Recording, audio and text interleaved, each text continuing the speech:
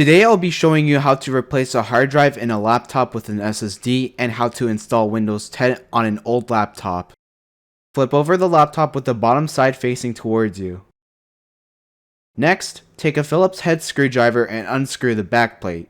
I know I'm having trouble placing the screwdriver onto the screw, but I'm at an awkward position while filming this step. Pull back on the backplate. You'll see the RAM and the hard drive. There are 4 screws you want to unscrew. Again, you'll need a Phillips head screwdriver and unscrew all 4 screws holding the hard drive. Pull the cable out, then pull the hard drive out. You'll also want to unscrew 4 more screws on the hard drive. You can see I've successfully freed out the hard drive. Now, you'll want to have your SSD ready. Place the SSD into the drive bay. I realized I had it facing the wrong way. Just make sure you know what you're doing before screwing it in the drive bay. Plug in the cable and screw the drive in. Put the backplate onto the laptop. You'll want to make sure that the notches on the backplate align with the notches inside the laptop.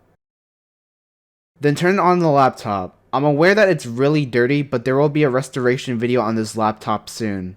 You can see the process of the Windows 10 installation, but I've sped everything up so that you can see it once everything's done installing.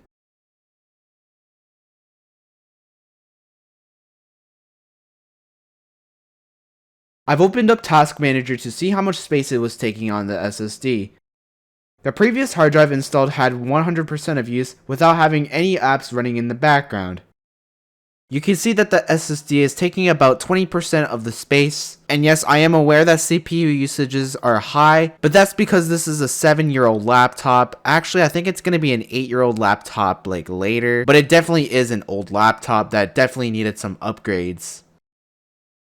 Subscribe for more videos. I haven't uploaded in nearly a year, and that's because I was busy with personal stuff, but I'm hoping that I can upload as much as I can this year.